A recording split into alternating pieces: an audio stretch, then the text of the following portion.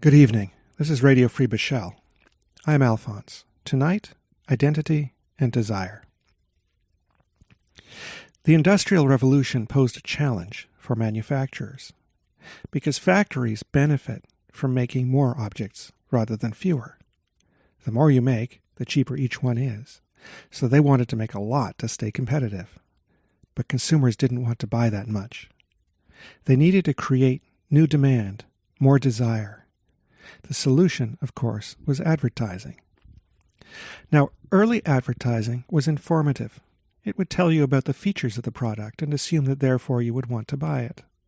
So an ad for beer might say, "Buy this beer, it tastes good." An ad for soap might say, "Buy this soap, it'll keep you clean." An ad for a car might say, "Buy this car, it goes fast." But advertisers soon realized that's not the best way to sell a product.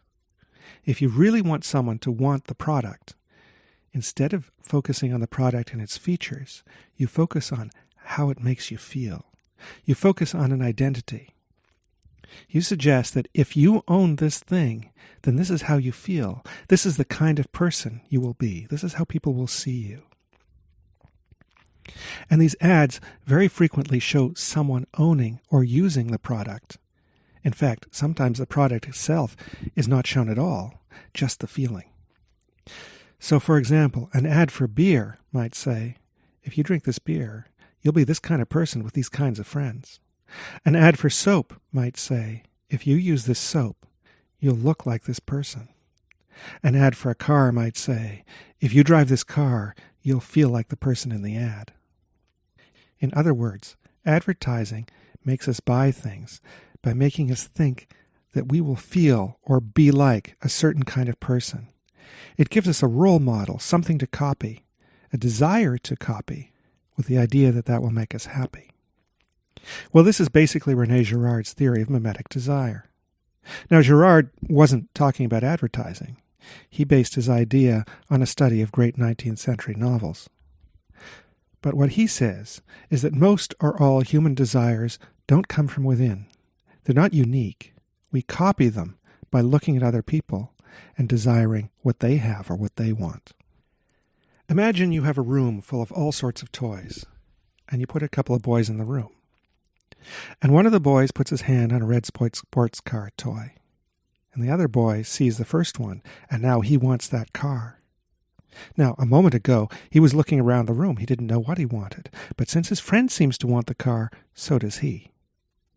Maybe his friend never wanted the car at all. Maybe he just put his hand on it without thinking about it. But now he wants it too, because his friend wants it. This is how Girard describes desire. We see what other people want, we see their desires, and we share them, because we want to be like those people. The child who sees the other child with the red car thinks, "Oh, that car is making him happy. It'll make me happy too." So we pick our desires, not so much for the objects as for the people who desire the objects. We think, he wants that thing, and I want to be like him, so I want that thing too. He gives an example of a saint's robe.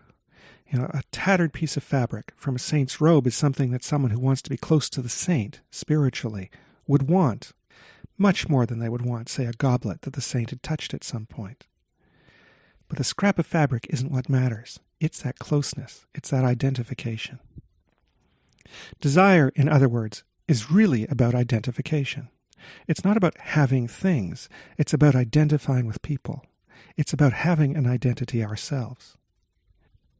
The problem, Girard says, is that this creates strife. Because if I see what other people want, and then I want it more, and then they see what I want, and they want it more, you get this spiral, this vicious circle, this whirlwind of desire, as more of us want more and more and more. We all want the same thing, but we can't all have it, so we end up in competition. And this, Girard says, can lead to violence. Also, it's unsatisfying. We know this from being consumers. Often we buy things thinking, if I own that thing, it will make me feel good, but when we get the thing, we're basically disappointed. The desire before we had it was more powerful than the feeling after, because it didn't change us. Whatever we bought did what it was supposed to do, but that wasn't the thing that we were trying to address. We were trying to fill a void inside. Girard says that modern people are basically given the message that they are free, that each of us has the potential to realize our desires, to realize our dreams, to become the person that we want to be.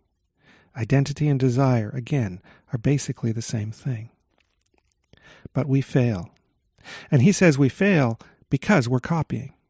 If that desire came from within, then maybe we'd be able to satisfy it, and if we satisfied it, maybe we'd feel whole.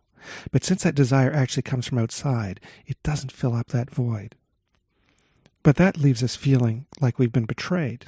We were given the message, the promise, you can be happy, you can be whatever you want to be. But even when we achieve our dreams, even when we achieve our desires, just like the consumer, we end up not satisfied. And then Girard says we look around at everybody else who seems to be satisfying their desires, and we think, what's wrong with me? How come everybody else is happy? I've been given the same freedom that they have, yet I've failed. What's wrong with me? And so we keep that a secret. We don't tell anybody else. He quotes a line that Dostoevsky gives about the feeling of one of his characters, that I am alone, he says, but they, meaning everybody else, are together. The irony, of course, is that everybody is together in the sense that everybody feels alone. Everybody feels that they have failed, but nobody shares the truth. There are other reasons to make secret what we really desire, Girard says. Because if we're in competition with everybody else for what we desire, the best way to get it is to conceal it. Don't let them know. If I don't let them know what I want, then they're not going to compete with me, and maybe I can get it. Of course, at some point, I have to actually admit it. I have to actually go for the thing that I want. But it's sort of like a game of chicken, where the first person to admit what he wants is the first person to lose, and the person who holds out the best, who pretends disinterest, may be the person who succeeds in the end. There's another problem, of course. Just as we believe that we're free to be whoever we want to be, we all want to be unique. We all want to be special. We don't just want to be someone who's copying what somebody else wants. We don't just want to be like somebody else. We want to be ourselves. But that romantic idea that everybody is unique with our own desires that come from within, Girard says, just isn't so. But what happens when you realize that? What happens when you realize that all of your desires are copies, that you're just imitating other people? Well, he suggests there are two possible outcomes. One is to just give in and say, you know what? I'm copying my desire, but I'm going to go with it. I'm just going to imitate this person and try to be like them. He describes that as being like a slave. The other option is to maintain one's pride and say, I'm not going to let other people control me. I'm going to be my own person. But the only way to do that then is to give up desire, to say, I don't want anything. I don't care. It's a nihilistic perspective that Girard compares to a progress toward death. Girard says there's another way that we can resolve our problems around desire. If we're failing to satisfy our desires, if we're failing to become the people that we want to be, if we're all competing for the same thing and we find that there's strife among all of us, then we can turn on someone else. We can turn on someone who seems to be different, an outsider, and blame them. Maybe they caused all of this strife.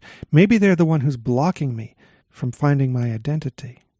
Maybe that person is the person who needs to suffer, to be punished for creating this whole problem.